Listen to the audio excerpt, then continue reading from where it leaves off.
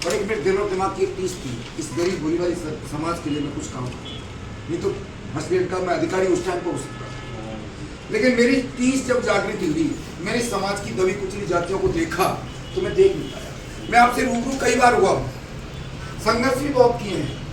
एक बार हम आदरणीय वित्त मंत्री से मिले थे हम, तो वित्त मंत्री ने कहा था कि गुर्जर तो 78 मर गए, हमने कि इस पे एक जीरो लगा लो, अगर मरने से ही अगर आरक्षण मिल जाएगा तो इस जिंदगी से तो जीने के बाद मरना ही अच्छा है, 700 से मार लो और वो भी छाट छाट के मार लो। लेकिन एक चीज कहना चाहेंगे कि ऐसा वर्मा कमेटी रिपोर्ट कह रही है, इस्लामी आयोग कह रहा है और इस बात पर सारे बायोडेटाज कह रहे हैं, फिर भी ऐसा सौतेलापन हमारे साथ क्यों हो रहा है। मैं तो फॉर एग्जाम्पल कहना चाहूंगा, ऑल ओवर राजस्थान में कोई भी कास्ट ऐसी नहीं है जो हमारे समाज से दबी कुचली। इतनी जरूर है कि घुमंतु नहीं है, कहीं झोपड़ी या वार्षिक पर कहीं मेहनताना जरूर कर लेते हैं, मेहनत ना हमारे पास में एग्रीकल्चर लैंड है, ना उद्योग धंधे हैं, ना बिजनेस है, ना सर्विस है।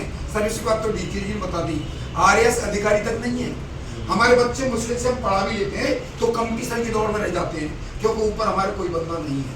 कोई बंदा नहीं है तो हम रो पीट के आपके यहाँ जाते हैं, सरकार से रोने का काम करते हैं। अगर हम गांधीवाद तरीके से आंदोलन भी हमने 2-3 किए हैं, 2-3 करने के बाद में जब निचोड़ निकल के आता है कि सैनिक कुशवाहा के ये सब एक हैं, जब हम पैटर्न को देखते हैं तो राजनीतिक प्लस सामाजिक प्लस आर्थिक जो उनकी ऊंचाई है हमसे बहुत कुछ आगे है।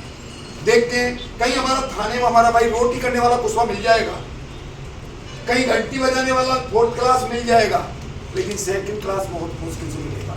बच्चे हमारे भी मेहनत करते हैं, पढ़ाते भी हैं, IQ भी है, लेकिन इंटरव्यू में छूट जाते हैं। हमारा तो इतना सा निवेदन है कि सरकार जब जनसंख्या काउंटिंग नहीं करा रही है तो हमको कुछ ना कुछ देने का काम करे, ताकि कहते आए कि जिसकी जितनी हिस्सादारी उसकी भागीदारी। और मांगने के लिए हम संघर्ष कर रहे हैं, गांधीवाद तरीके से लड़ रहे हैं, हम जेल भी गए हैं और जाने को तैयार हैं, लेकिन इस जिंदगी से हम इतने झिक गए हैं कि आने वाली पीढ़ी हमें कभी बर्दाश्त नहीं करेगी।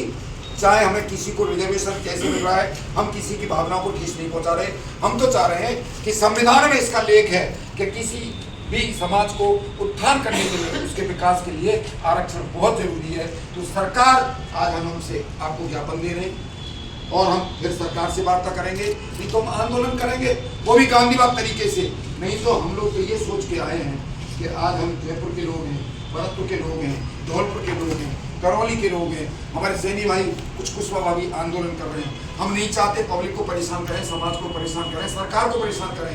क्यों ना हम ज्ञापन दे करके हम अपनी कागजी कार्रवाई से लेकर के अपनी बात सरकार तक पहुँचना। धन्यवाद पवार साहब, आप लोगों ने सुना।